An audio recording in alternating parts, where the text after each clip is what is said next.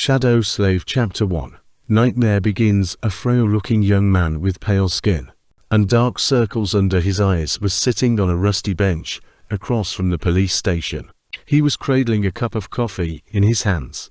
Not the cheap synthetic type slum rats like him had access to, but the real deal. This cup of plant-based coffee, usually available only to higher-rank citizens, had cost most of his savings, but on this particular day, Sunny decided to pamper himself. After all, his life was coming to an end. Enjoying the warmth of the luxurious drink, he raised the cup and savored the aroma. Then, tentatively, he took a small sip, and immediately grimaced. "Ah, so bitter." Giving the cup of coffee an intense look, Sunny sighed and forced himself to drink some more. Bitter or not, he was determined to get his money's worth. Taste buds be damned. "I should have bought a piece of real meat instead. Who knew actual coffee is so disgusting? Well, it's going to keep me awake, at least." He stared into the distance, dozing off, and then slapped himself in the face to wake up. TSK. What a rip-off. Shaking his head and cursing, Sunny finished the coffee and stood up. Rich people living in this part of the city were rushing past the small park on their way to work, staring at him with strange expressions. Looking haggard in his cheap clothes and from the lack of sleep, unhealthily thin and pale, Sunny was indeed out of his place here. Also, everyone seemed so tall. Watching them with a bit of envy, he tossed the cup into a garbage bin. "I guess that's what 3 full meals a day would do to you." The cup missed the bin by a wide margin and fell on the ground. Sunny rolled his eyes in exasperation, walked over and picked it up before carefully putting it in the trash. Then, with a slight grin, he crossed the street and entered the police station. Inside, a tired-looking officer gave him a quick glance and frowned with obvious distaste. "Are you lost, boy?" Sunny looked around with curiosity, noting reinforced armor plates on the walls and poorly hidden turret nests in the ceiling. The officer, too, looked scruffy and mean. At least police stations remain the same wherever you go. "Hey, I'm talking to you." Sunny cleared his throat. "Oh, no." Then he scratched the back of his head and added, as demanded by the 3rd Special Directive, "I am here to surrender myself as a carrier of the nightmare spell." The officer's expression instantly changed from irritated to wary. He looked the young man over once again, this time with piercing intensity. "Are you sure you are infected? When did you start showing symptoms?" Sunny shrugged. "A week ago." The officer became visibly paler. "Shit." Then, with a hurried motion, he pressed a button on his terminal and bellowed, "Attention. Code black in the lobby. I repeat, code black. Asterisk asterisk asterisk. The nightmare spell first appeared in the world a few decades ago. Back then, the planet was just starting to recover from a series of devastating natural disasters and subsequent resource wars. At first, the emergence of a new disease that caused millions of people to complain about constant fatigue and sleepiness did not attract a lot of attention. But when they started to fall into an unnatural slumber, with no sign of waking up even days later, governments finally panicked. Of course, by then it was already too late. Not that an early response could have made any difference. When the infected started dying in their sleep, their dead bodies turning into monsters, no one was ready. Nightmare creatures quickly overwhelmed national militaries, plunging the world into complete chaos. No one knew what the spell was, what powers it possessed, and how to fight it. In the end, it was the awakened, those who survived the first trials of the spell and came back alive, who put a stop to its rampage. Armed with miraculous abilities earned in their nightmares, they restored peace and created a semblance of a new order. Of course, it was only the first of the catastrophes brought upon by the spell, but as far as Sunny was concerned, none of it had anything to do with him. Not until a few days ago, that is, when he first started having trouble with staying awake. For an average person, being chosen by the spell was as much of a risk as an opportunity. Kids learned survival skills and fighting techniques in school, on the off chance of being infected. Well-to-do families hired private tutors to train their children in all sorts of martial arts. Those from the awakened clans even had access to powerful legacies, wielding inherited memories and echoes in their first visit to the dream realm. The richer your family was, the better your chances of surviving and becoming an awakened were. But for Sunny, who had no family to speak of and spent most of his time scrounging for food instead of going to school, being chosen by the spell presented no opportunity at all. To him, it was basically a death sentence. Asterisk asterisk asterisk. A few minutes later, Sunny was yawning while several policemen were busy putting him in restraints. Soon he was fastened into a bulky chair that looked like a weird mix between a hospital bed and a torture device. The room they were in was situated in the basement of the police station, with thick armored walls and a formidable-looking vault door. Other officers were standing near the walls, with automatic rifles in their hands and grim expressions on their faces. Sunny did not particularly care about them. The only thing he could think about was how much he wanted to sleep. Finally, the vault door opened, and a grey-haired policeman walked in. He had a seasoned face and stern eyes, looking like someone who had seen a lot of terrible things in his life. After checking the restraints, the policeman glanced quickly on his wristwatch and then turned to Sunny. "What's your name, kid?"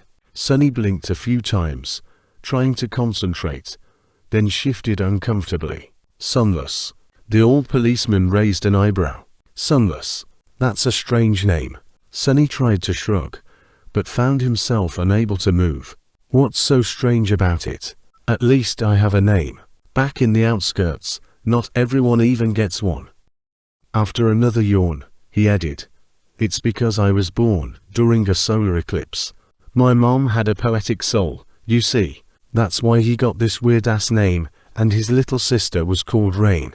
Back when she still lived with them, at least." Whether it was the result of poetic imagination or simple laziness, he did not know. The old policeman grunted. "Do you want me to contact your family?" Sunny simply shook his head. "There's no one. Don't bother." For a second, there was a dark look on the policeman's face. Then his expression turned serious. "All right, Sunless. How long can you stay awake?" Not long." The policeman sighed. "Then we don't have time for the full procedure. Try to resist for as long as you can, and listen to me very carefully." "Okay." Not waiting for a response, he added, "How much do you know about the nightmare spell?" Sunny gave him a questioning look. "As much as anyone, I guess. Who doesn't know about the spell? Not the fancy stuff you see in dramas and hear in the propaganda broadcasts. I mean, how much do you really know?" That was a hard question to answer. "Don't I just go into the dream realm, kill a few monsters to complete the first nightmare, receive magic powers and become an awakened?" The old policeman shook his head. "Listen carefully. Once you fall asleep, you will be transported inside your first nightmare. Nightmares are trials created by the spell. Once inside, you will meet monsters, sure, but you will also meet people. Remember, they are not real. They're just illusions conjured up to test you." "How do you know?" The policeman just stared at him. "I mean, no one understands what the spell is and how it works, right? So how do you know that they're not real? You might have to kill them, kid. So do yourself a favor and just think about them as illusions." "Oh." The old policeman waited for a second, then nodded and continued. "A lot of things about the first nightmare depend on luck. Generally, it shouldn't be overwhelmingly hard. The situation you're in, the tools you have at your disposal and the creatures you have to defeat should be within the range of your abilities, at least. After all, the spell sets up trials, not executions. You're a bit disadvantaged due to, well, your circumstances. But kids from the outskirts are tough. Don't give up on yourself just yet." "Oh." Sunny was getting more and more sleepy. It was becoming hard to follow the conversation. "About those magic powers you mentioned, you will indeed receive them if you survive until the end of the nightmare. What those powers will be, exactly, depends on your natural affinity, as well what you do during the trial. But some of it will be at your disposal right from the start. The voice of the old policeman sounded more and more distant. Sonny's eyelids were so heavy that he was struggling to keep his eyes open. Remember, the first thing you must do once inside the nightmare is to check your attributes and your aspect. If you get a combat-oriented aspect, something like a swordsman or an archer, things will be easier. If it is reinforced by a physical attribute, then that's even better. Combat aspects are the most common, so the probability of receiving one is high. The armored room was growing dimmer. If you're unlucky and your aspect has nothing to do with combat, don't despair. Sorcery and utility aspects are useful in their own ways. You'll just have to be smart about it. There are really no useless aspects. Well, almost. So just do anything in your power to survive. If you survive, you will be halfway to becoming an awakened. But if you die, you'll open a gate for a nightmare creature to appear in the real world, which means that my colleagues and I will have to deal with it. So, please don't die, Sunless. Already half asleep, Sunny felt a bit touched by the policeman's words. Or, at least, try to not die right away. The nearest awakened won't be able to get here for a few hours. So we would really appreciate it if you don't make us fight that thing ourselves. What? With that last thought, Sunny finally slipped into a deep slumber. Everything became black, and then, in the darkness, a faintly familiar voice rang. Aspirant, welcome to the nightmare spell. Prepare for your first trial. Chapter 2. Slave caravan. Sunny dreamt of a mountain, jagged and lonesome. It dwarfed other peaks of the mountain chain, cutting the night sky with its sharp edges. A radiant moon bathed its slopes in the ghostly, pale light.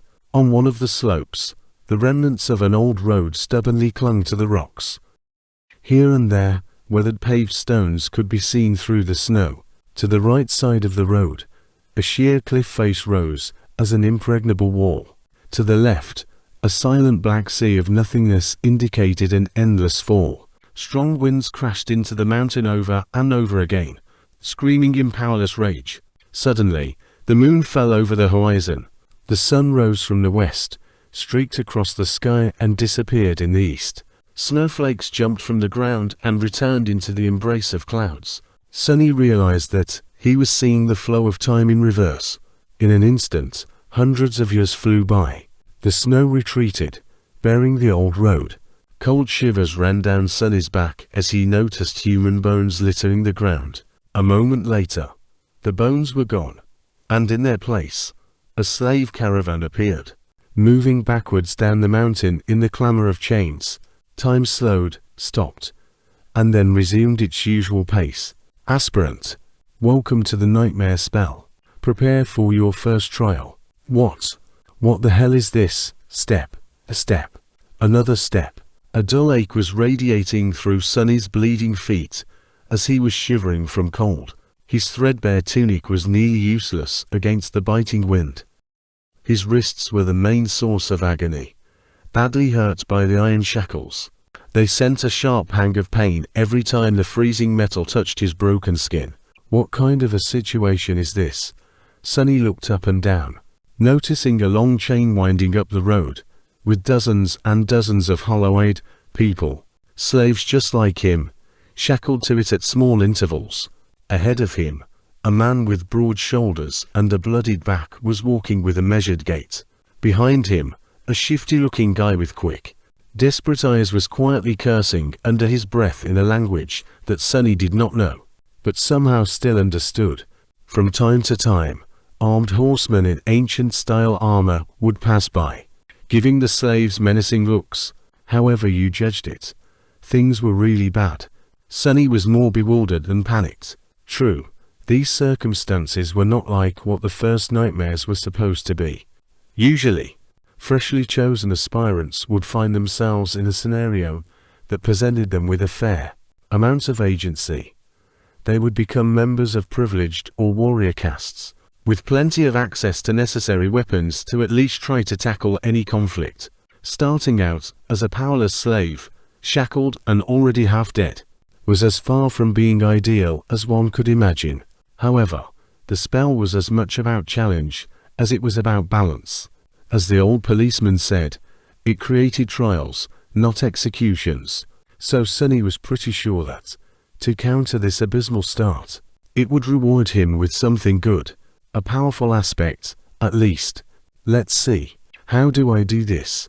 Remembering popular webtoons he read as a child, Sonny concentrated and thought about words like status, myself and information. Indeed, as soon as he focused, shimmering runes appeared in the air in front of him.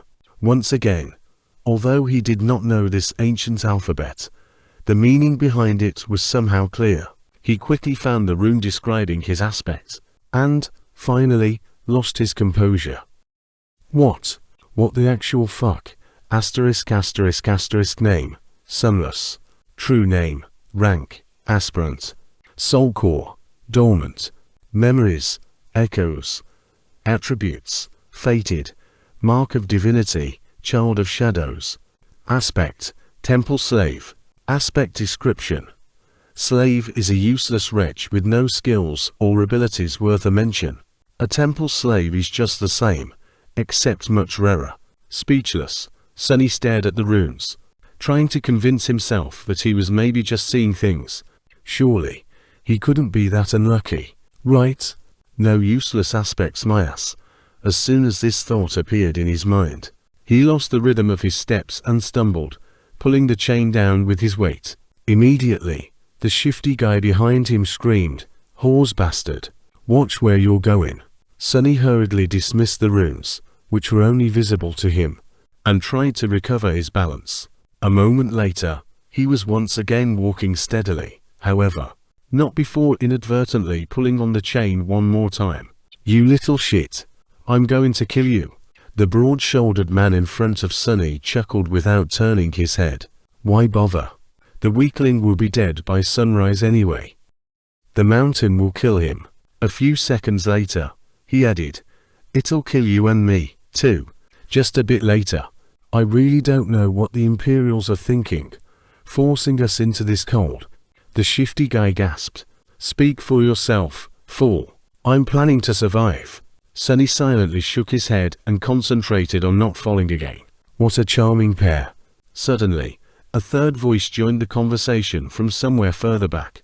This one sounded gentle and intelligent. "This mountain pass is usually much warmer this time of year. We just had really bad luck. Also, I would advise you against harming this boy." "Why is that?" Sonny turned his head slightly, listening. "Haven't you seen the markings on his skin? He's not like us, who fell into slavery due to debts, crimes, or misfortune. He was born a slave. A temple slave, to be precise. Not long ago, the Imperials destroyed the last temple of the Shadow God. I suspect that this is how the boy ended up here." The broad-shouldered man cast a look back. "So what? Why should we be afraid of a half-forgotten, weakling god?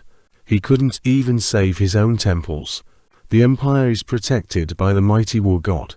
Of course they're not afraid to burn down a few temples, but we here are not protected by anything or anyone. Do you really want to risk angering a god?" The broad-shouldered man grunted, not willing to answer.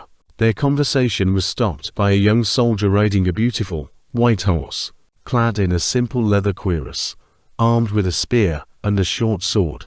He looked dignified and noble. To Sonny's irritation, the asshole was really pretty, too. If this was a historical drama, the soldier would definitely be a male lead. "What is going on here?" There was no particular menace in his voice, even something resembling concern. When everyone hesitated, the gentle-voiced slave answered, "It's nothing, sir. We are just all tired and cold. Especially our young friend over there. This journey is truly too hard for someone that young." The soldier looked at Sonny with pity. "What are you looking at? You're not much older than me," Sonny thought. Of course, he didn't say anything out loud. The soldier sighed and took a flask from his belt before extending it to Sonny. "Bear with it a little more, child. We will stop for the night soon. For now, here, drink some water." Child, due to his thin body and small stature, both caused by malnourishment, Sonny was often mistaken for someone younger.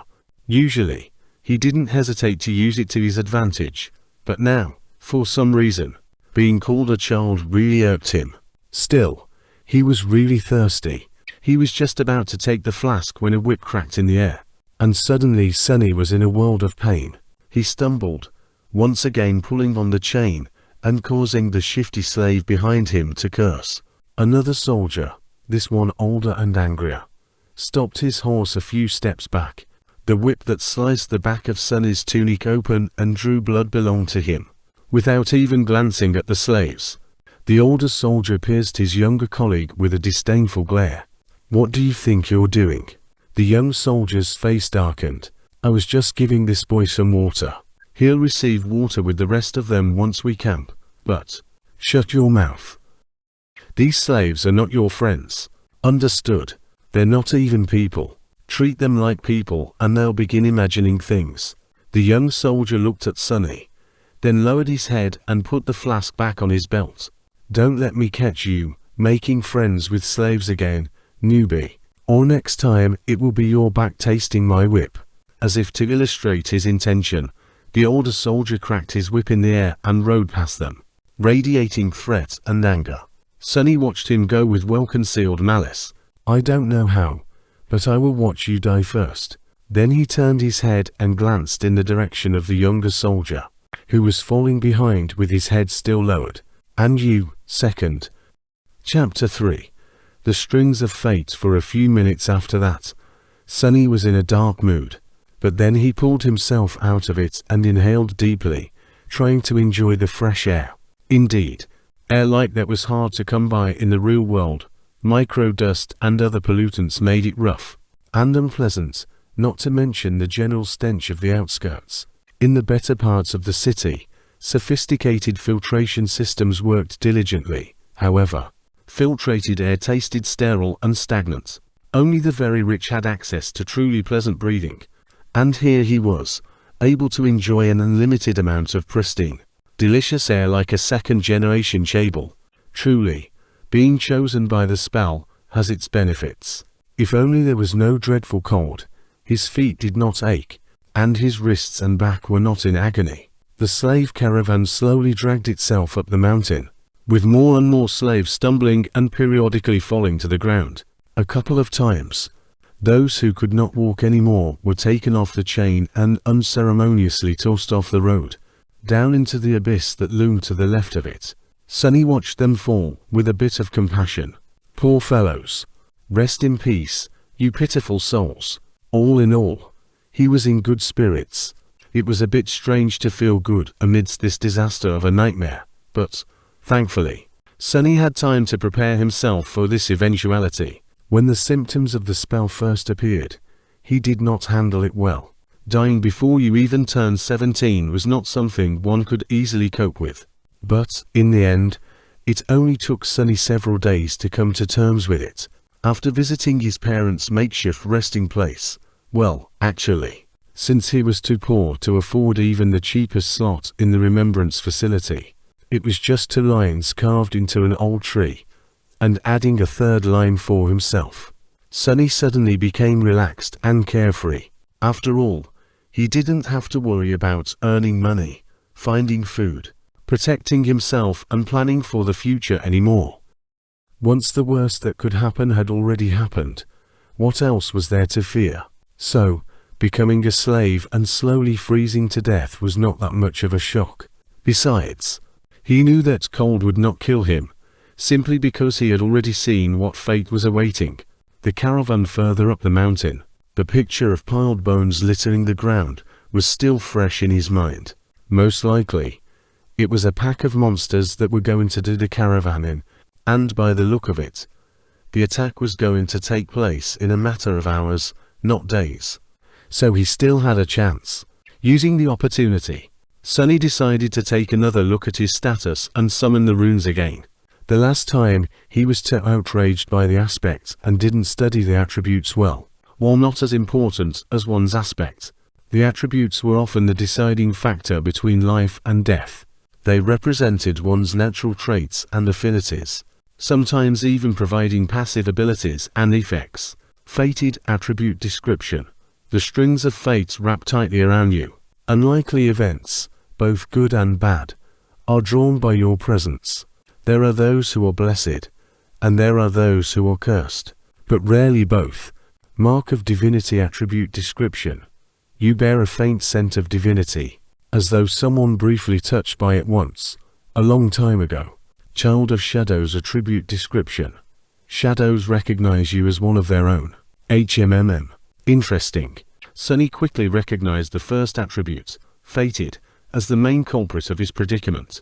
At first glance, it seemed to indicate that he was destined for a certain fate, to die miserably and vanish without a trace, for example. But after reading the description, he realized that being fated actually just meant that improbable things had a higher chance of occurring when he was around. I guess this is how I managed to receive one of the super rare useless aspects, and a weird variant of it. At that, if fated was his innate attribute, then the other two came from the temple slave aspect. Mark of divinity was more or less straightforward. It was supposed to allow passage into certain sacred places inside the dream realm, and enhance several types of sorcery. Since there were no sacred places in sight, and Sunny's aspect had nothing to do with sorcery, it was useless, too. Child of Shadows was a stranger one. He had never heard of it and had no idea what it was supposed to do. At least not until the sun hid behind the mountain and the sky began to darken.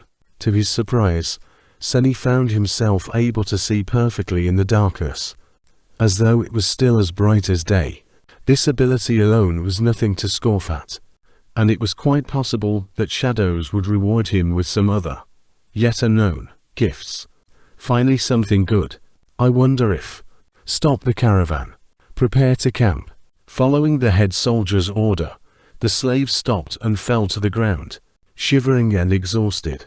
The small clearing where the road widened was somewhat protected from the wind by a protruding mass of rock, but it was still too cold to rest with ease. The soldiers got busy herding the slaves into a tight circle, forcing them to share warmth, and lighting up a large bonfire in the center of the camp. Although not before tending to their horses, the heavy wagon carrying food, water and other cargo, to which the main chain was firmly affixed, was pushed forward to block the wind. While looking down, Sunny noticed the young soldier from before watching the mountain with a complicated look on his face. What a weirdo. Soon, the bonfire was blazing. The stronger slaves tried to find their way closer to the fire, while the weaker ones, like Sunny, were forced to sit at the outer end of the circle, with their backs freezing in the cold. Of course, any movement was encumbered by the fact that they were still shackled to the chain. That's why the familiar broad-shouldered slave ended up just where he started, despite all of his efforts to get closer to the flame. Damn Imperials, he hissed, clearly irritated.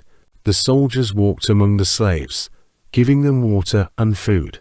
Sunny, just like everybody else, received a few sips of icy water and a small piece of rock-hard, moldy bread.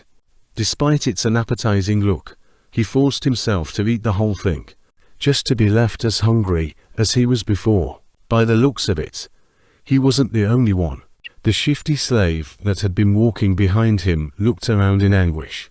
By all the gods, they used to feed me better even in the dungeons.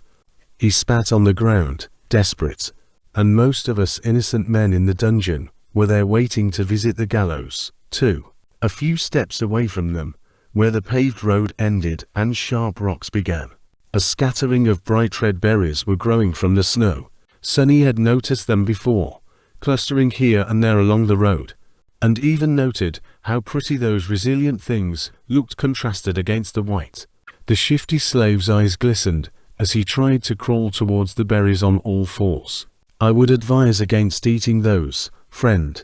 It was the gentle-voiced slave again.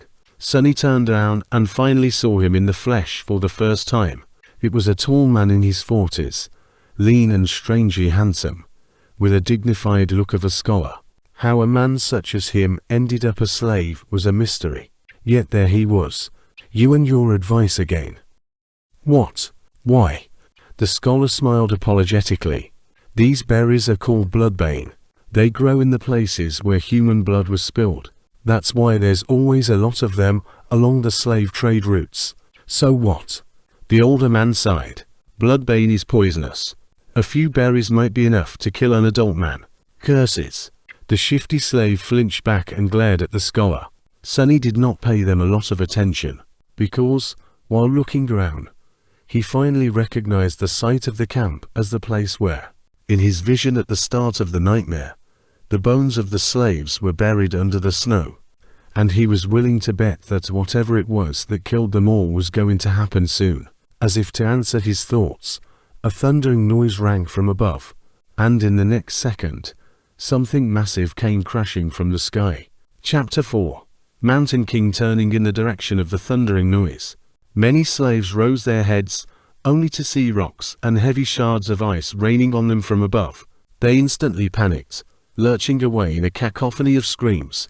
Shadows happily danced on black stones as, entangled by the thick chain, those slaves fell to the ground and pulled others with them. Sonny was one of the few that remained upright, mostly because he was ready for something like this to happen.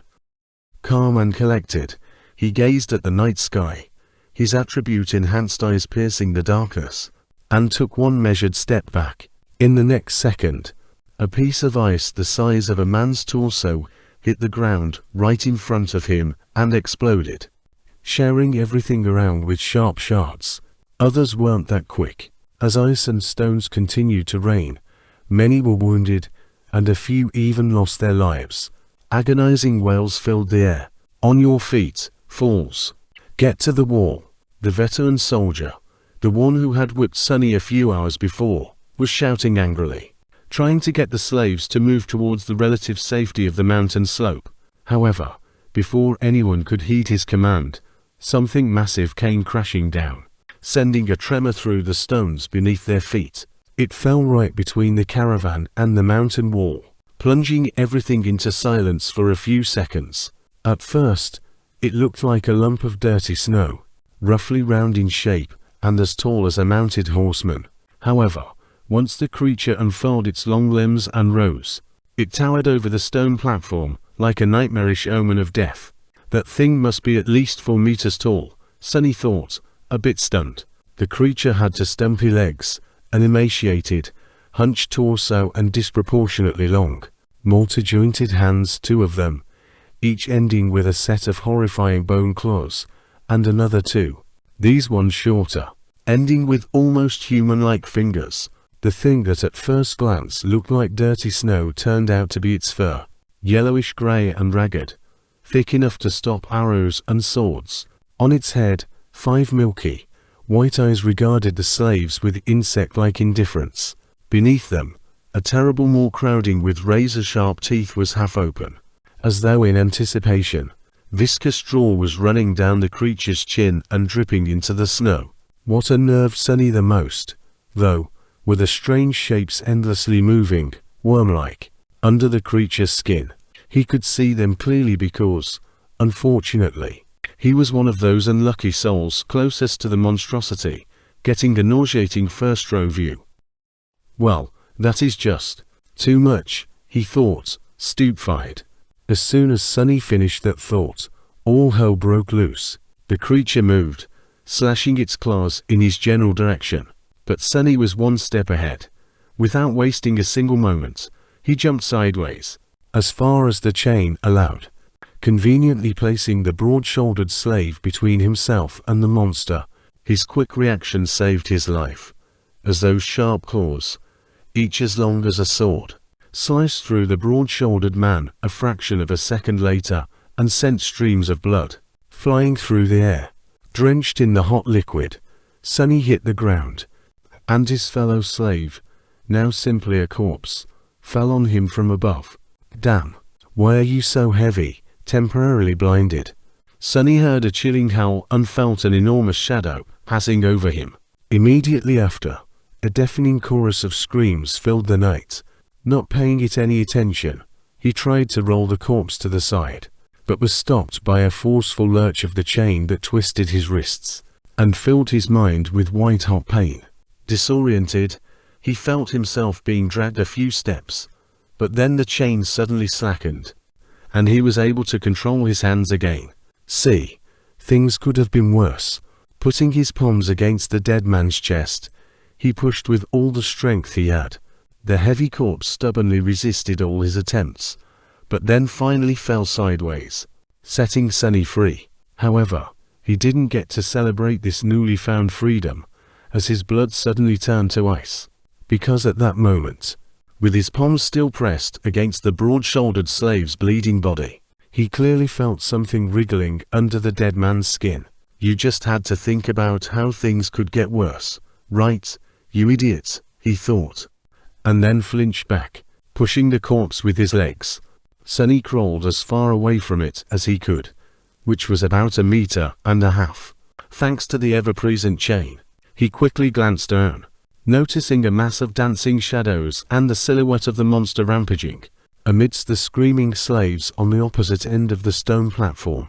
Then he concentrated on the dead body, which was starting to convulse with growing violence.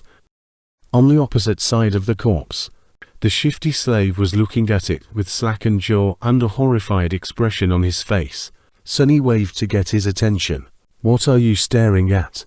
Move away from it." The shifty slave tried, but immediately fell down. The chain was twisted between the three of them, pinned down under by the broad-shouldered man's weight. Sunny clenched his teeth. Right under his eyes, the corpse was going through a nightmare-inducing metamorphose.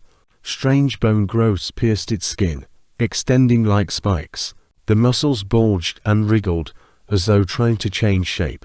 The fingernails were turning into sharp claws. The face cracked and split, bearing open a twisted mouth with one too many rows of blooded, needle-like fangs. "This is not right." Sunny twitched, feeling a strong urge to empty his stomach. The chain. The scholarly slave was just a few steps behind the shifty one, pointing at his shackles with a face as pale as a ghost. That remark was far from helpful, but given the circumstances, his shock was understandable. Being shackled was bad enough, but being shackled to such horror was truly unfair. But Sunny's conclusion that things weren't right did not come from self-pity. He just meant that this whole situation was literally not right. The spell, mysterious as it was, had its own set of rules. There were rules for what type of creatures could appear in any given nightmare. 2. Nightmare creatures had their own hierarchy, from mindless beasts to monsters, followed by demons, devils, tyrants, terrors and, finally, mythical titans, also known as calamities. The first nightmare was almost always populated by beasts and monsters, rarely with a demon mixed in, and Sunny had never, ever heard about anything stronger than a single devil appearing in it. However, the creature had clearly just created a lesser version of itself, an ability that belonged exclusively to tyrants, the sovereigns of the nightmare spell, and those above them. What was this tyrant even doing in a first nightmare? How powerful was that damn fated attribute? But there was no time to ponder. Unfair or not, there was only one person now who could save Sunny, himself. The broad-shouldered man, what was left of him, slowly rose, his mouth producing strange clicking noises. Without giving him time to fully come to his senses, Sunny cursed and jumped forward, grabbing onto the length of the slackened chain. One arm of the monster, now fully equipped with 5 jagged claws, shot forward to meet him. But Sunny sidestepped it with one calculated movement. What saved his skin this time was not quick reaction, but simple presence of mind. Sunny might not have learned any fancy combat techniques, since his childhood was spent on the streets instead of a school. But the streets, too, were a kind of teacher. He had spent his whole life fighting for survival, quite often literally. That experience allowed him to keep a cool head on his shoulders in the midst of any conflict. So instead of freezing or being consumed by fear and doubt, Sunny just acted. Stepping close, he threw the chain around the monster's shoulders and pulled, pinning its hands to its body. Before the creature, still slow and groggy from its transformation, could properly react, Sunny wrapped the chain around it several times, barely saving his face from being bitten off by the creature's terrifying maw. The good thing was The monster couldn't move its hands now. The bad thing was, the length of the chain he used to immobilize it was gone, leaving almost no distance between them. "You too!" Sunny screamed, addressing his two fellow slaves. "Pull on that chain as though your lives depend on it." Because they were. The shifty slave and the scholar gaped at him and then, understanding what he was thinking, started to move. Grabbing the chain from the opposite directions, they pulled as hard as they could, tightening its grip on the monster and not letting it shake loose. Great, Sunny thought. The monster bulged its muscles, trying to break free. The chain creaked, caught on the bone spikes, as though slowly breaking apart. Not so great. Without wasting any more time, he threw his hands in the air and caught the creature's neck with the short, thinner chain connecting his shackles together. Then he circled the monster with a quick step and pulled, ending up back to back with it, as far away from its maw as he could. Sunny knew that he wasn't strong enough to strangle a man with his bare hands, let alone a weird, terrifying mutant like the one trying to eat him. But now, using his own back as a lever, and the weight of his whole body to pull the shackles down, he at least stood a chance. He pulled down with all his might, feeling the monster's body pressing against him, bone spikes brushing against his skin. The monster continued to struggle, clicking loudly and trying to break the chain tying him down apart. Now it was just a question of what would break first, the chain or the monster itself. "Die! Die, you bastard!" Sweat and blood were rolling down Sunny's face as he was pulling, and pulling, and pulling down with as much force as he could muster. Every second felt like an eternity. His strength and stamina, what little he had to begin with, were quickly running out.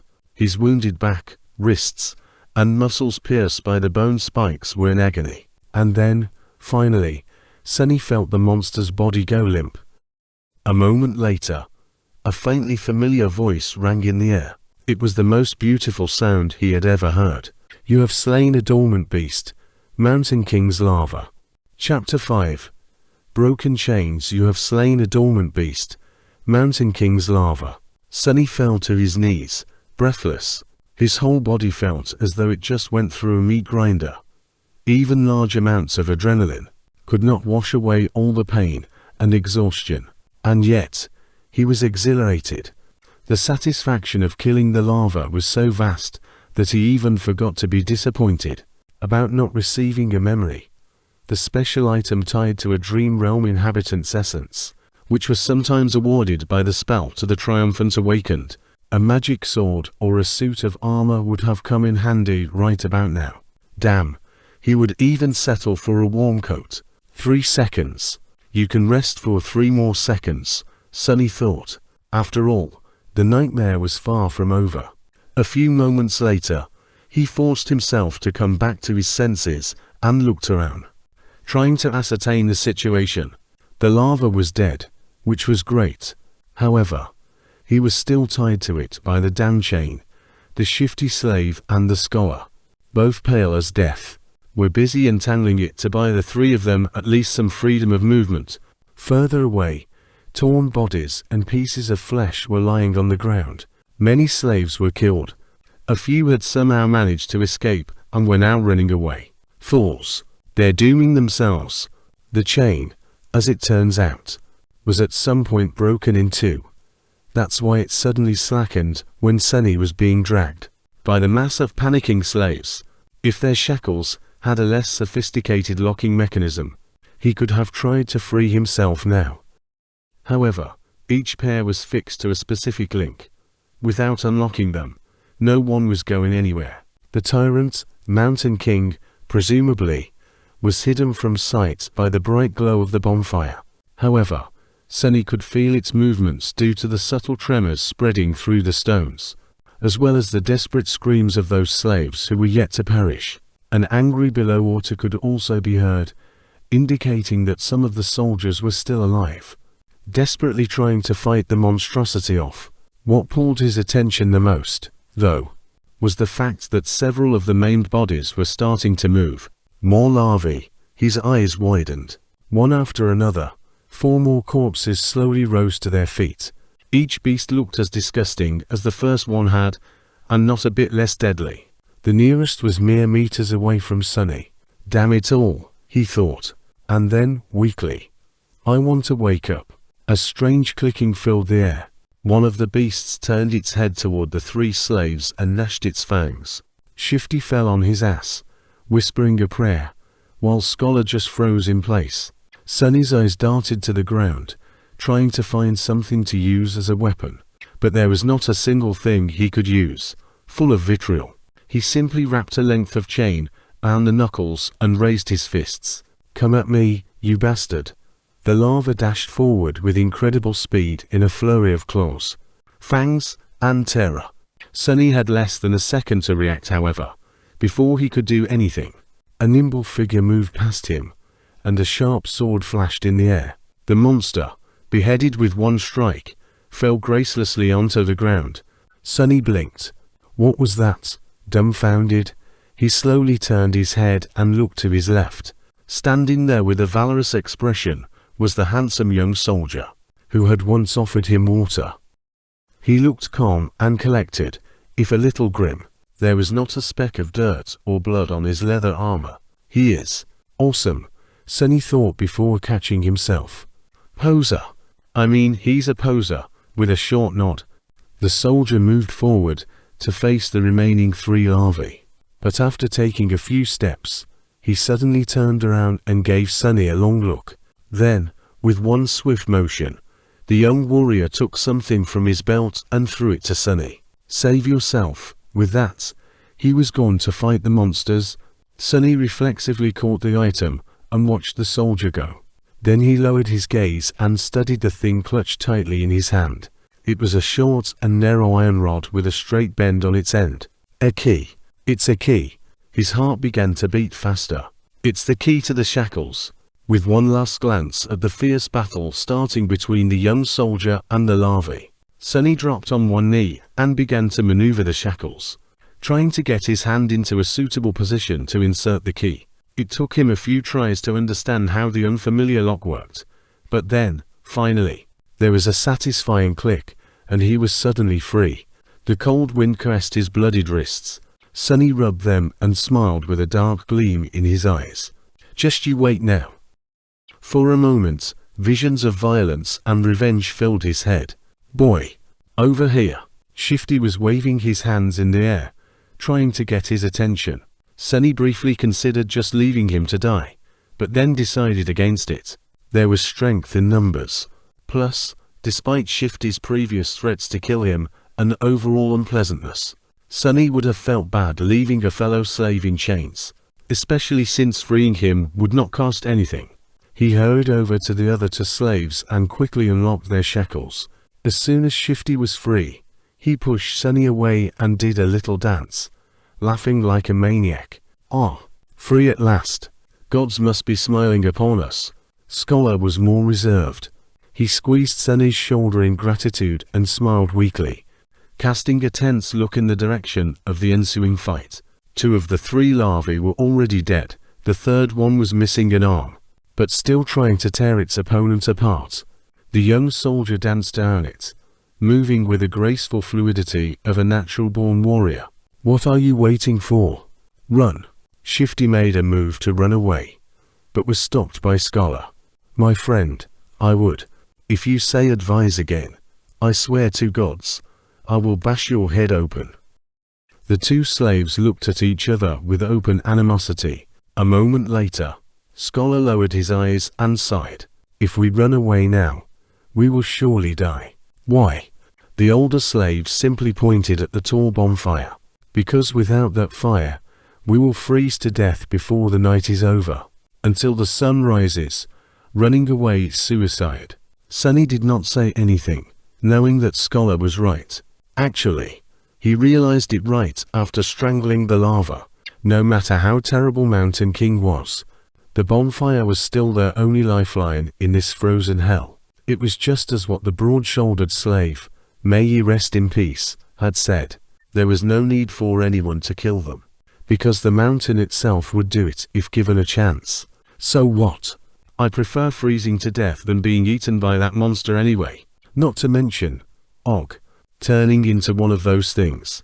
Shifty was pretending to be brave, but there was no conviction in his voice. He glanced at the darkness surrounding the stone platform, and shivered before taking a small step back. At this point, the third larva was long dead, and the young soldier was nowhere to be seen.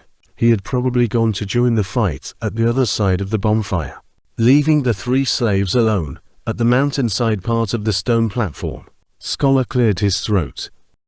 The monster might be satiated with those it had already slain. It might be defeated or driven away by the Imperials.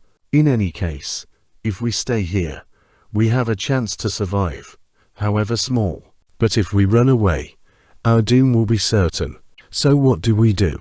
Unlike Scholar, Sunny was sure that Mountain King would not be satisfied with killing just most of the slaves. Neither did he believe that a bunch of mortals would really be able to defeat it, even if they were not normal people but awakened. A fight with a tyrant was not something one could easily survive, let alone win. But if he wanted to live, he had to get rid of that thing somehow. Let's go take a look. Shifty looked at him as though seeing a lunatic. Are you insane? You want to get closer to that beast? Sunny stared at him blankly, then shrugged and headed in the direction of the rampaging monster. Chapter 6. Confronting the tyrant. Sunny was off to face against a nightmare creature. And not any creature, at that, but one of the 5th category, a dreaded, fearsome tyrant. The odds of survival were so low that anyone would have laughed in his face if he were to ever suggest attempting to fight it. If they weren't an awakened 2 or 3 ranks above the creature, of course, which Sunny certainly wasn't. And yet, he had to deal with this Mountain King somehow to avoid an even more miserable death. The ridiculous degree to which the odds were stacked against him from the very beginning of this delayed execution had gotten old a long time ago, so he didn't have any more energy to think about it. What was there to fear, after all? He was already as good as dead. It's not like he could get any deader, so why worry? On the other side of the bonfire, things were turning from bad to worse. Most of the slaves were already dead. A few soldiers were still desperately trying to fight the monster, but it was clear that they weren't going to last long. Right in front of Sunny's eyes, the tyrant picked up a dead slave, dragging the chain up with him, and opened its terrifying maw wide.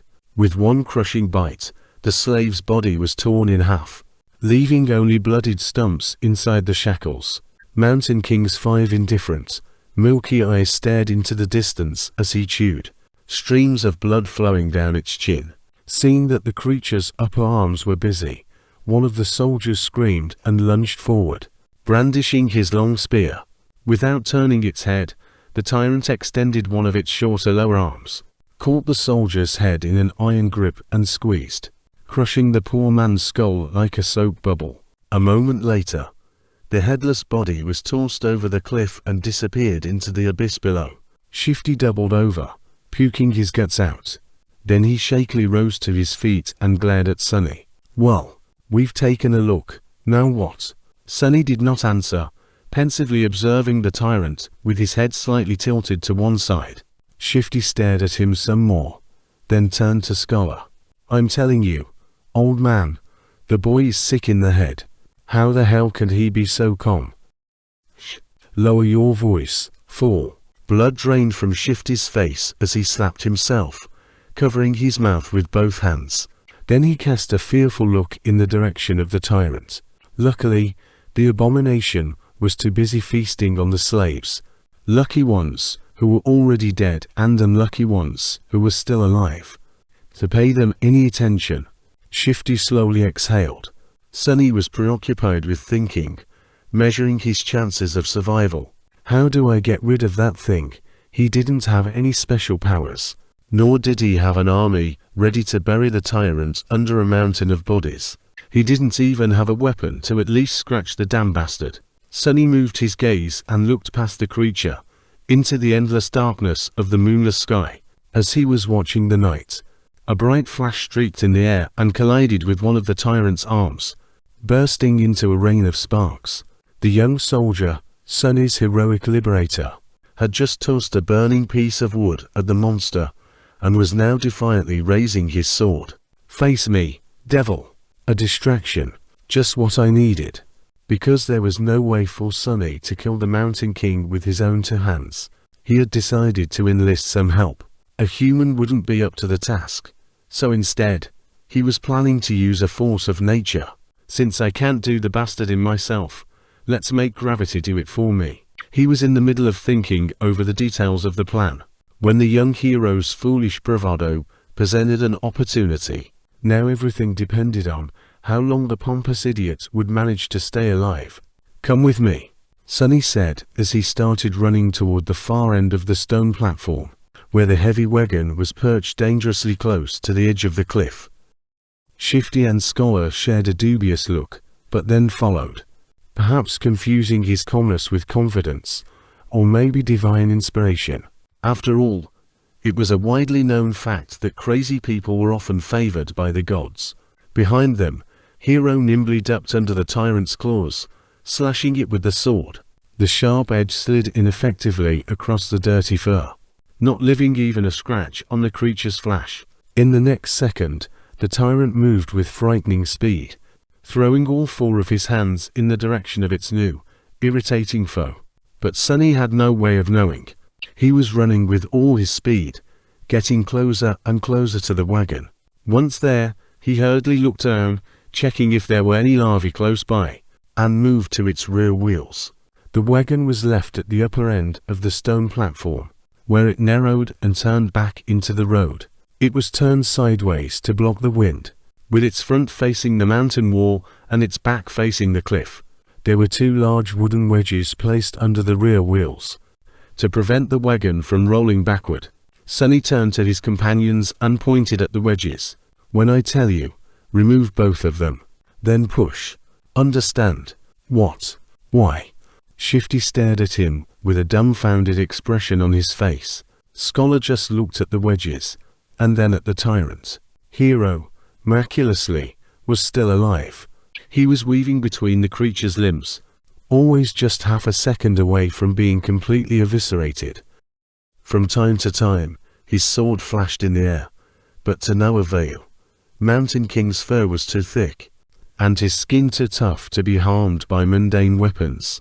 There was a hint of apprehension on the young warrior's face. All the other soldiers, as far as Sunny could see, were already dead, so he really needed that one to live a little bit longer. Don't die yet, he thought. To Shifty, he simply said, "You'll see." The next moment, Sunny was running again, trying to follow the chain from the brace where it was affixed to the wagon. The thing he was searching for was hard to notice due to all the bodies, blood and viscera littering the stone platform, but for once, luck was on his side. A short amount of time later, he had found what he needed, the torn end of the chain. Finding the nearest set of shackles, complete with the horribly disfigured body of a slave locked in them, Sunny plopped down on his knees and started to fumble with the key. There was a muffled scream, and with a sideways glance, he noticed Hero flying through the air, finally caught by one of the tyrant's strikes. Incredibly, the young soldier managed to land on his feet, sliding several meters across the stones. All of his limbs were still in place. There were no terrible wounds on his body, either. Without skipping a bit, Hero rolled forward, picking up his sword from where it fell on the ground, and then rolled once more, this time sideways, narrowly avoiding a heavy stomp from the creature's foot. Rolling. Who the hell rolls around in this situation? Without any more time to waste, Sunny finally managed to unlock the shackles, shaking the dead slave out of them. He then promptly locked them once again, this time around the chain itself, ending up with a makeshift slip knot and a loop. Now everything depended on his resolve, hand-to-eye coordination, and luck. Turning to Shifty and Scholar, who were still waiting by the wagon, he screamed, "Now!" Then, picking up a sizable length of chain, Sunny stood up and faced the tyrant. Hero spared him half a glance. His eyes lingered on the chain for a moment and then quickly followed it to the wagon. Then, without showing a hint of emotion, the young warrior doubled his efforts, drawing the creature's attention away from Sunny. So he's smart, too. What a scam, clearing his head of all unnecessary thoughts. Sunny concentrated on the weight of the chain in his hands, the distance between him and the tyrant, and his target. Time seemed to slow down a bit. Please, don't miss. Gathering all of his strength, Sunny spun and threw the chain in the air, as though a fisherman casting his net. The loop opened as it flew, closing in on the position of the fight between Hero and the tyrant. Sunny's plan was to place the loop on the ground close enough to them that, once one of the tyrant's feet landed in the trap, he could pull on the chain and tighten it around the monster's ankle. But his plan failed spectacularly, which is to say, it was literally a spectacle. In the last moment, Mountain King suddenly flinched back, and instead of falling on the ground, the chain loop landed perfectly on its neck. A second later it tightened, acting as an iron noose. Sunny froze for a moment, not believing his eyes, and then clenched his fists, holding himself back from triumphantly shaking them in the air. Yes, he screamed inwardly. Moments later, the wagon would roll off the cliff, pulling the tyrant down with it. Sunny looked back to make sure, and instantly turned even paler than he usually was. Shifty and Scholar did manage to remove the wedges from under the wagon's wheels, and were now desperately pushing it to the edge of the road. However, the wagon was rolling slowly, very slowly, much slower than Sunny had anticipated. He turned to the tyrant, panicking. The creature, surprised by the sudden weight pressing down on its neck, was already raising its hands to tear the chain apart. Sunny's eyes widened. In the next second, Hero crashed into one of the tyrant's legs, throwing it off balance, and buying them some time. Sunny was already running to the wagon, cursing loudly in his mind. Reaching it, he threw himself onto the damp wood alongside Shifty and Scholar, pushing with all the strength left in his rather small, but terribly beaten and enormously exhausted body. Roll, roll, you creaky piece of shit. The wagon sped up a little, but was still rather slow in reaching the cliff's edge. At the same time, the tyrant finally managed to get a hold of the chain tied around its neck, ready to free itself. Now whether they lived or not was just a question of which thing would happen first. Chapter 7. 3 slaves and a hero roll, you creaky piece of shit. Sunny pressed himself against the wagon, pushing with all he had. 4 powerful oxen that used to pull it were now dead, and instead of them, 3 tired slaves were trying to do the job. Even with the slope of the road helping them, the speed of the wagon was agonizingly slow. The tyrant, in comparison, was moving much faster, pushing Hero back with a deadly swipe of his lower arms. He raised the other 2 to its neck and tried to grab the chain that was wrapped around it, like a noose. However, this time Mountain King's fearsome physique turned into a disadvantage. Its long, terrifying bone claws were perfect for tearing flesh apart, but they weren't the best tool for precise manipulations. It took the tyrant some time to get a hold of the chain without slicing its own neck open. By then, the wagon was nearly at the edge of the cliff. Come on. Just a little bit more. What followed happened very quickly. The wagon's rear wheels finally slid from the road, hanging over the dark, seemingly bottomless pit beneath. The creature turned, staring expressionlessly at the 3 slaves with its 5 milky, dead eyes. The wagon careened, throwing Shifty and Scholar off their feet, and then froze, balanced precariously on its middle axis. Sunny was the only one left standing. He cast a last glance at the towering monster, and then slammed his shoulder into the front of the wagon, putting all of his weight behind it. The wagon finally lost its balance and rolled over the edge, scraping its underside deafeningly against the jagged rocks. Sunny fell forward and landed on his knees, narrowly saving himself from tumbling down the cliff with it. Turning his head to the tyrant, he gave it a wicked smile. Mountain King made a move to lunge at the scrawny slave, but it was already too late. A moment later, the chain on his neck drew tight, and he was yanked back with tremendous force, flying over the edge of the cliff like a rag doll. The creature fell into the darkness silently, as though refusing to believe that it was defeated by a tiny human. Go and die, bastard, Sunny thought.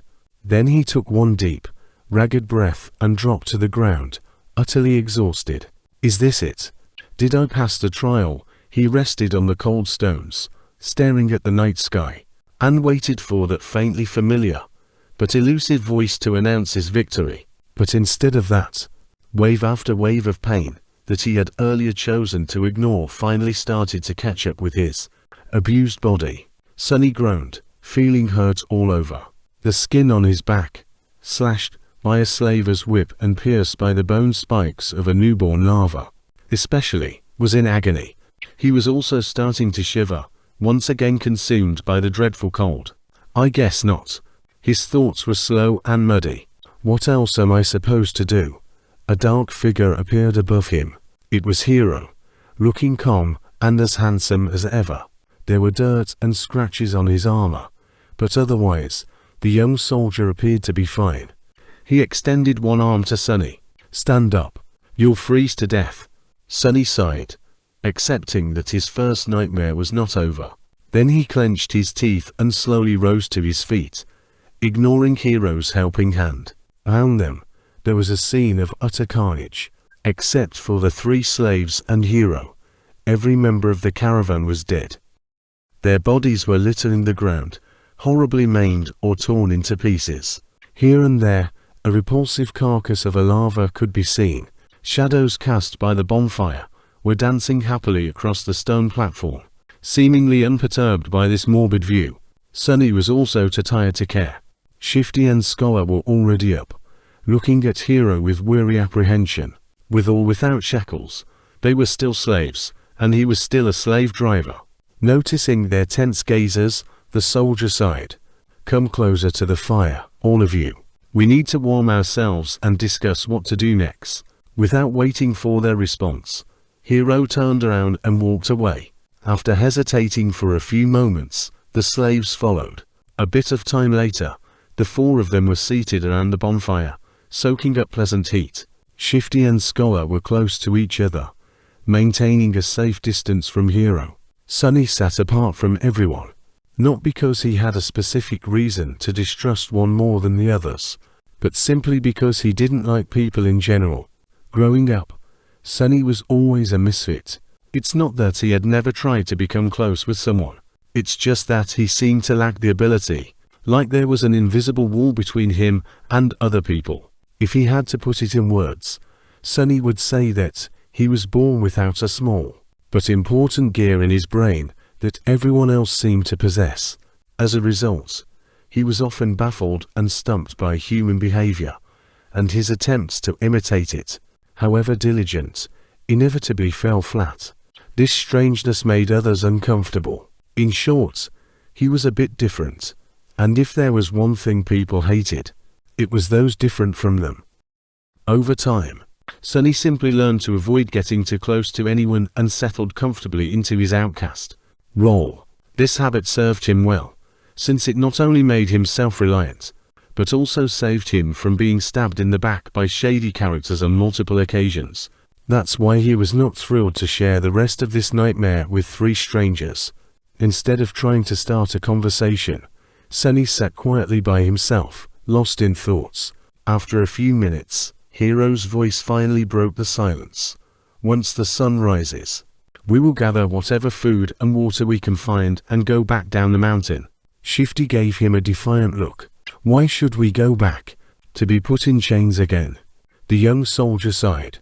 We can go our separate ways once we leave the mountains. But until then, I'm still responsible for your lives. We can't continue up the road since the way over the mountain pass is long and arduous. Without the supplies that were stored on the wagon, your chances of making it are not high. That's why going back is our best hope. Scholar opened his mouth, planning to say something, but then thought better of it and remained silent. Shifty cursed, seemingly convinced by Hero's rational words. We can't go down. All 3 of them turned to Sonny, surprised to hear his voice. Shifty barked a laugh and glanced at the soldier.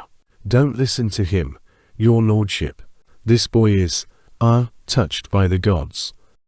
He's crazy, is what I'm trying to say. Hero frowned, looking at the slaves. The 2 of you are only alive thanks to this child's bravery. Aren't you ashamed to badmouth him so? Shifty shrugged, showing that he wasn't ashamed at all. The young soldier shook his head. I for one would like to hear his reasoning. Tell me, why can't we go down? Sunny shifted, uncomfortable in the center of everyone's attention. Because the monster isn't dead. Chapter 8. Nothing at all because the monster isn't dead. These ominous words hung in the silence. 3 pairs of eyes widened, staring right at Sunny. Why do you say that? After thinking about it, Sunny came to the conclusion that the tyrant was, indeed, still alive. His reasoning was pretty straightforward. He did not hear the spell, congratulating him on slaying the creature after it fell off the cliff, which meant that it was not slain. But he couldn't explain that to his companions. He pointed up. The monster jumped from an incredible height to land on this platform. Yet it wasn't harmed at all. Why would it be killed by falling off the platform? Neither Hero nor the slaves could find a flaw in his argument. Sunny continued. Which means that it's still alive, somewhere down the mountain. So by going back, we will be delivering ourselves into its maw. Shifty cursed loudly and crawled closer to the bonfire, staring into the darkness with terror in his eyes. Scholar rubbed his temples, mumbling, of course. Why didn't I realize myself? Hero was the most stoic of the 3. After thinking it over, he nodded. Then we go up and over the mountain pass. But that's not all. He glanced in the direction where the tyrant had fallen. If the monster is still alive, there is a high possibility that it will return here, and then pursue us, which means that time is of the essence. We will need to move as soon as the sun rises. He gestured to the torn bodies littering the platform. We can't allow ourselves to rest the whole night anymore. We need to gather supplies now. If there was a chance, I would have liked to give these people at least a humble burial after gathering all that we can from then, but alas, fate has decided otherwise. Hero rose to his feet and brandished a sharp knife. Shifty tensed up and watched the blade carefully, but then relaxed, seeing that the young soldier showed no sign of aggression. Food, water, warm clothes, firewood. That is what we need to find. Let us split up and accomplish one task each. Then he pointed at himself with the tip of the knife. I will carve the oxen carcasses to get us some meat. Scholar looked around the stone platform, most of it drowning in deep shadows, and grimaced. I'll look for firewood. Shifty also glanced left and right, with a strange gleam in his eyes.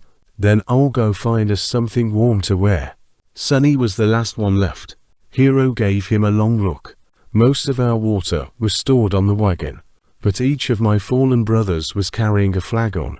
Gather as many as you can find. Asterisk asterisk asterisk sometime later. Far enough from the bonfire to be hidden in the shadows. Sunny was looking for dead soldiers with half a dozen flagons already weighing him down. Shivering in the cold, he finally stumbled on the last broken body clad in leather armor. The old veteran, the one who had whipped him for trying to accept Hero's flask, was badly injured and dying, but, miraculously, still clinging to life.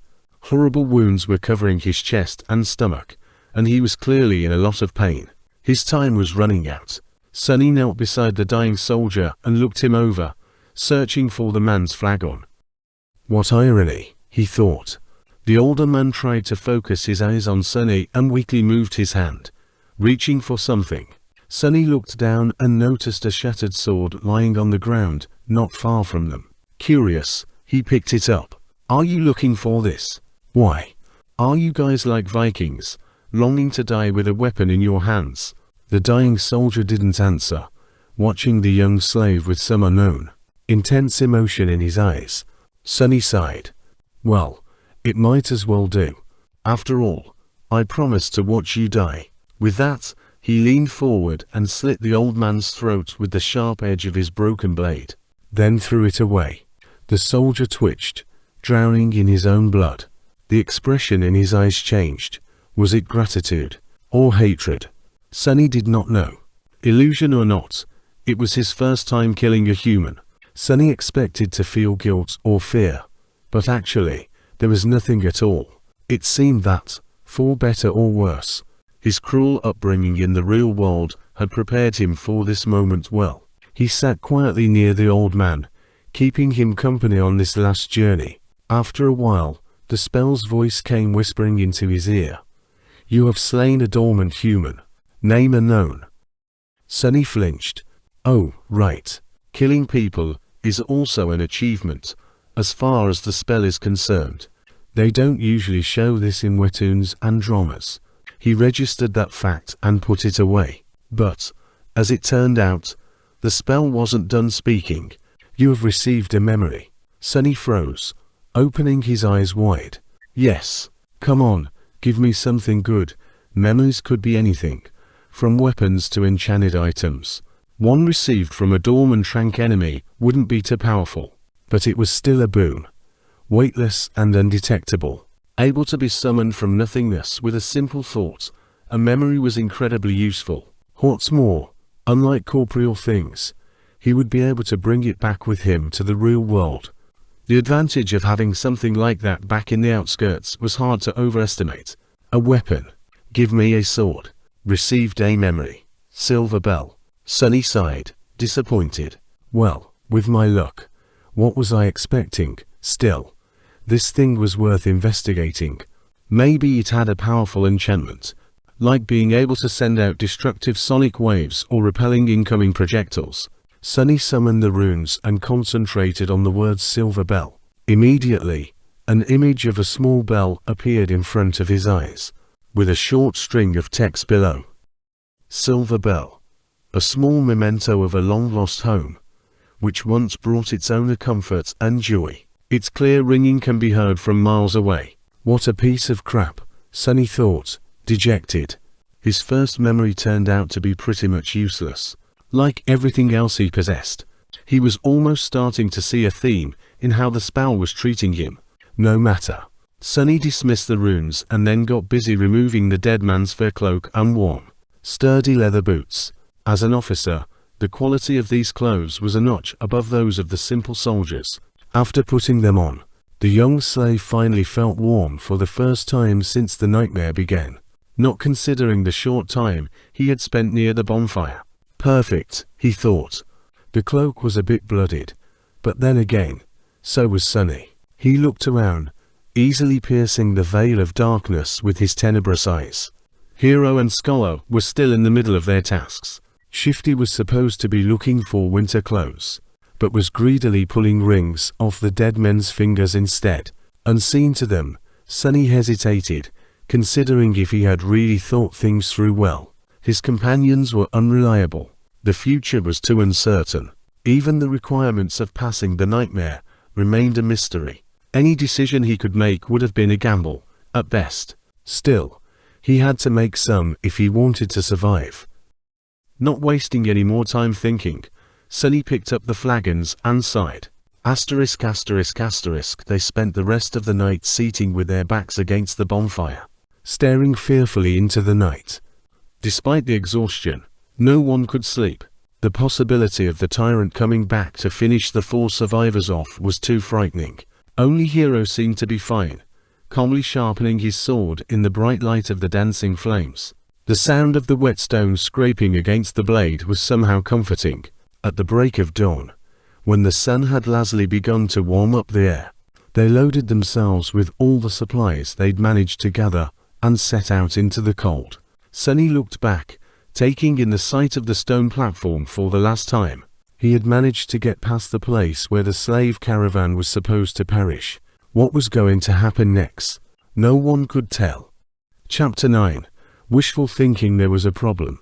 They were planning to follow the road up to the mountain pass and then over it, getting as far away from the scene of the massacre as they could before the night came.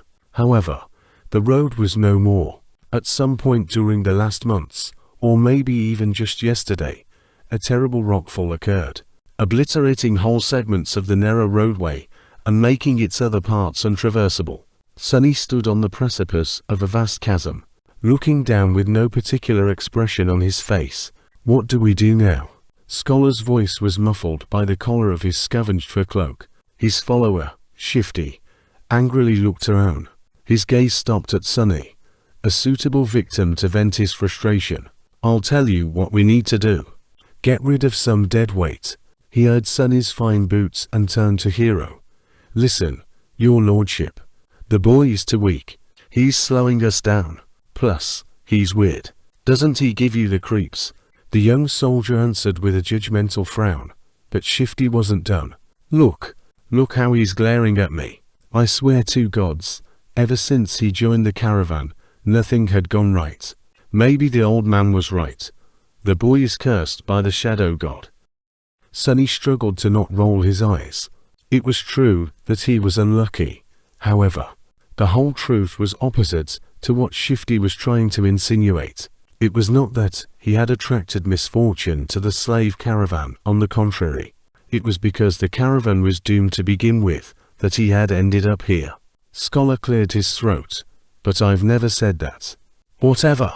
Shouldn't we get rid of him just in case? He can't go on for much longer anyway. Scholar gave Sonny a strange look. Perhaps Sonny was getting paranoid. But there seemed to be a bit of calculating coldness in the older slave's eyes.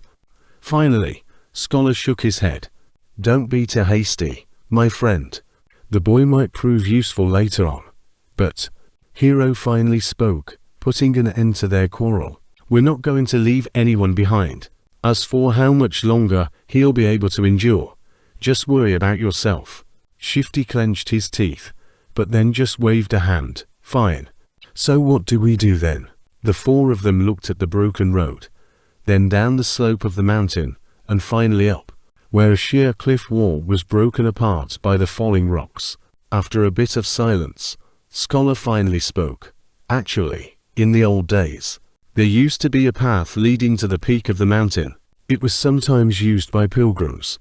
Later, the Empire had widened parts of the path and built a proper road on top of it, now leading to the mountain pass instead of the peak, of course.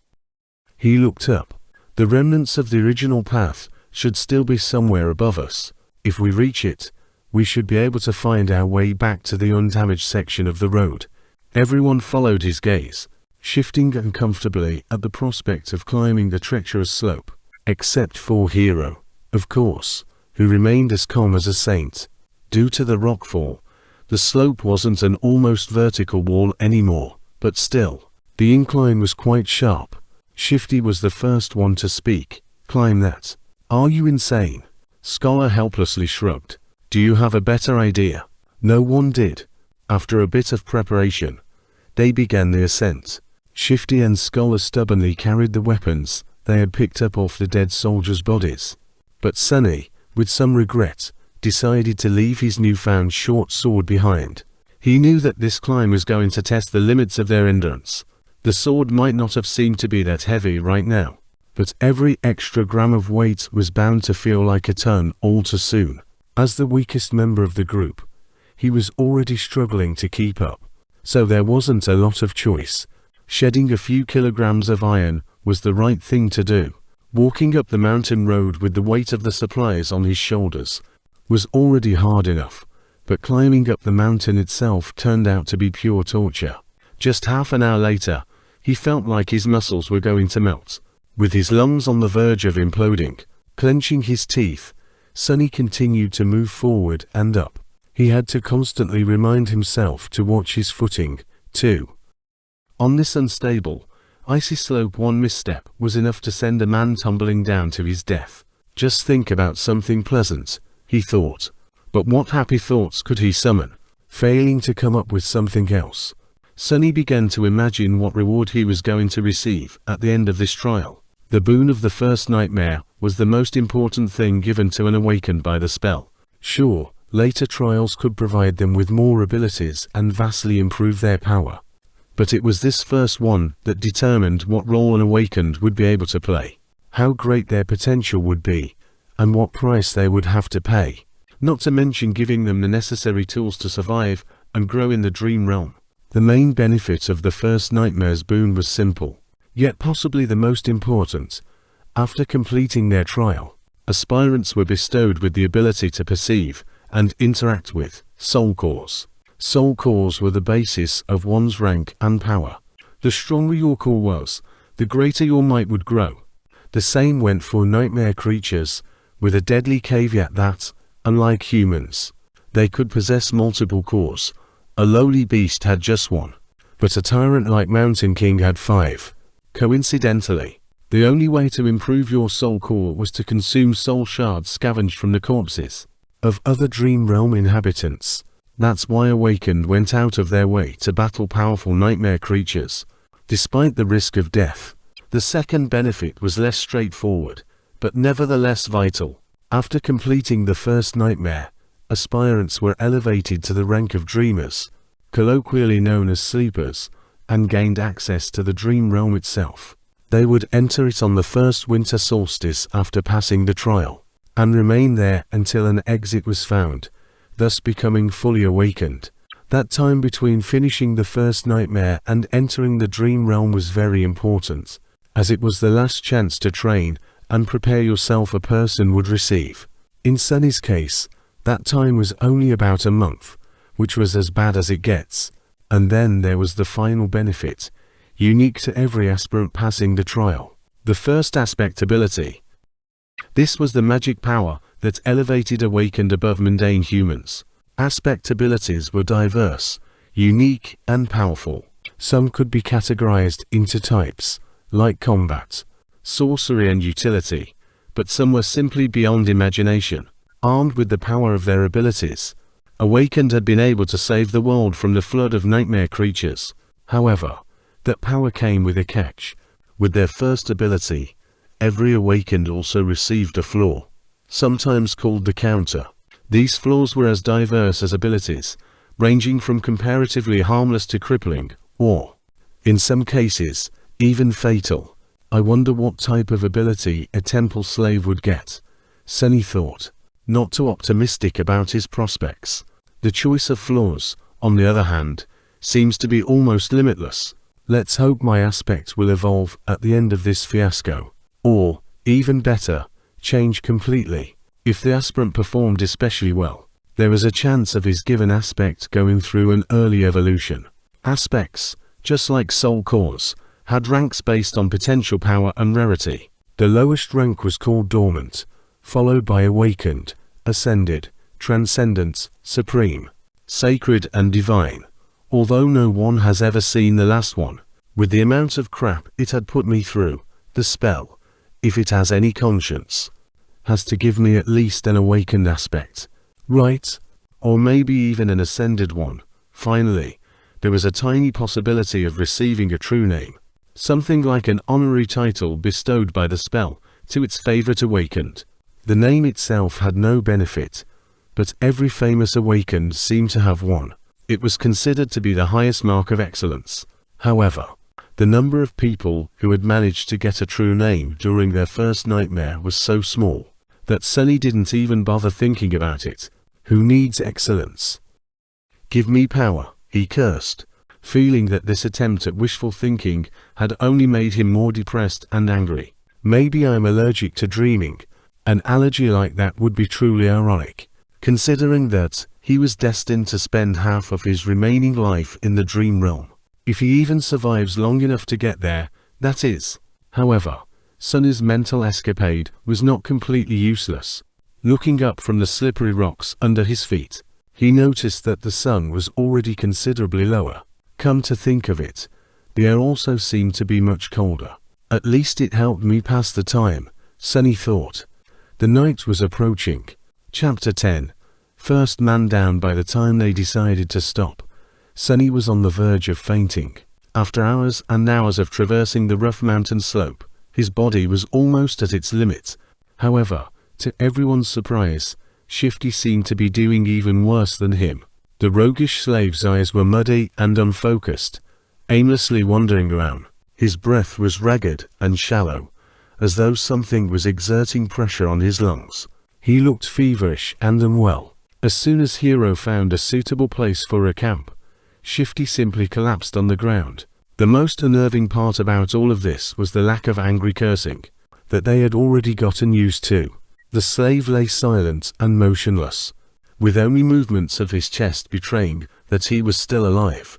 Several moments later, he uncorked his flagon with a shaky hand and greedily drank a few large gulps, "Conserve your water," Hero said, a hint of concern somehow finding its way into his usually stoic voice.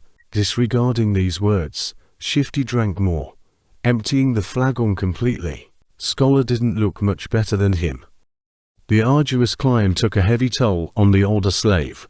Despite the unbearable cold, he was sweaty, with bloodshot eyes and a grim expression on his face. Being the weakest of the three, Sonny had somehow managed to endure the best. "Can't we just melt the snow once there's no more water?" Hero gave Scholar a complicated look.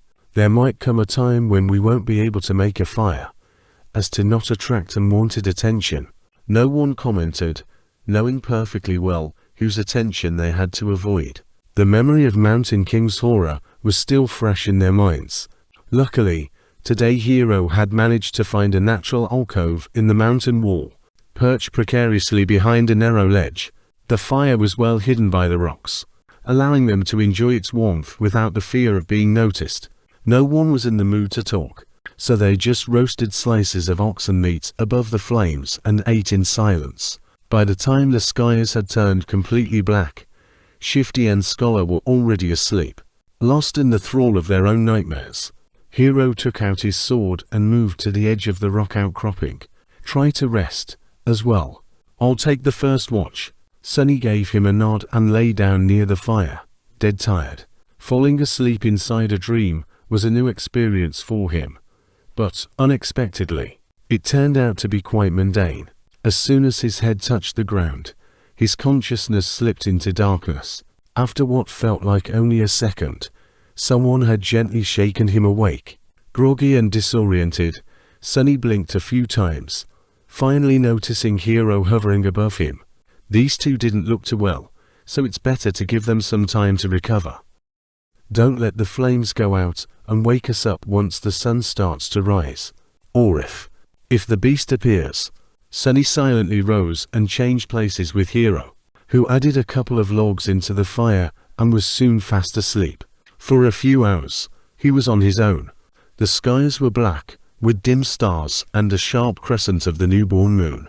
However, its light was not enough to pierce the darkness that enveloped the mountain. Only Sonny's eyes seemed to be able to do so. He sat quietly, looking down the way they came. Despite the fact that they had managed to climb quite high during the previous day, he could still see the distant ribbon of the road.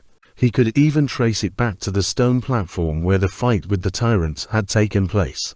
The tiny dots littering the stones were the dead bodies of the slaves. As he was watching them, a dark figure slowly crawled on the platform from beneath the cliff. It stayed motionless for a while, and then moved forward, scraping its claws against the ground. Every time a claw hit one of the bodies, the tyrant would grab and bring it to its maw. The wind brought the muffled sounds of crunching bones to Sonny's ears. He flinched, accidentally pushing a small rock off the ledge. It fell, hit the slope and then rolled down, causing a few more to follow. The noise of these falling rocks sounded like thunder in the silent night. Far below, the tyrant suddenly turned its head, looking directly at Sonny. Sonny froze, petrified. He was scared to make even the tiniest sound. For a while, he even forgot to breathe. The tyrant was staring directly at him, not doing anything. A few tortuous seconds passed, each feeling like an eternity. Then the tyrant calmly turned away and continued to devour dead slaves, as though he had not seen Sonny at all. "It's blind," Sonny suddenly understood. He inhaled, watching Mountain King with widened eyes. It was true. The creature could not see. Looking back at everything that had happened earlier, he grew more and more certain of his guess. Those milky, expressionless eyes. Come to think of it, he never saw the tyrant moving them at all. And back when Sonny was pushing the wagon off the cliff, the tyrant only reacted after the wagons had started to fall, scraping loudly against the rocks. Of course, it was all making sense now. Asterisk asterisk asterisk. At the break of dawn, Sonny had woken the others up. Hero had hoped that a full night's rest would do Shifty and Scholar some good, but his hopes were crushed. Somehow, the two slaves looked even worse than before. It was as though yesterday's climb had overstrained Scholar too much. However, Shifty's condition could not be explained by simple overexertion. He was deadly pale and shaky, with half-conscious eyes and a lost look on his face. "What's wrong with him?" Scholar, who himself was not doing very well, helplessly shook his head. "It might be the mountain sickness. It affects different people differently." His voice sounded raspy and weak. "I'm fine, assholes. Get out of my face." Shifty had trouble forming full sentences, but still insisted that he was all right. Hero frowned, and then took most of the supplies the defiant slave was supposed to carry, before adding them to his own load. After hesitating a little, he gave some to Sonny, too. "Did anything happen while we were asleep?" Sonny stared at him for a few seconds. "The monster ate the dead." The young soldier's frown deepened. "How do you know?" "I heard it." Hero moved to the edge and looked down, trying to make out the distant stone platform. After a minute or so, he clenched his jaw, showing signs of uncertainty for the first time. "Then we'll have to move faster. If the creature is finished with all the bodies, it will come for us next. We need to find that old path before nightfall." Frightened and dejected, they set out again and continued to climb. Sonny was slowly dying under the weight of the added load. Thankfully, Shifty and Scholar had already drunk most of the water, lightening it a little. "This is hell," he thought. They climbed higher, and higher, and higher. The sun was climbing with them, slowly approaching the zenith. There was no talking, no laughs, only strained breathing. Each of the 4 survivors was concentrated on his own steps and footing. However, Shifty was falling farther and farther behind.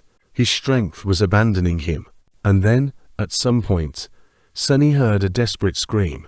Turning around, he only had time to see a panic-stricken face. Then Shifty fell backward, his foot slipping on an ice-covered rock. He hit the ground hard and rolled down, still trying to grab onto something. But it was too late. Frozen in place and powerless, they could only watch as his body tumbled down the slope, leaving bloody marks on the rocks. With each second, Shifty looked less like a man and more like a rag doll. A handful of moments later, he finally came to a halt, hitting the top of a large, protruding stone in a pile of broken flesh. Shifty was dead.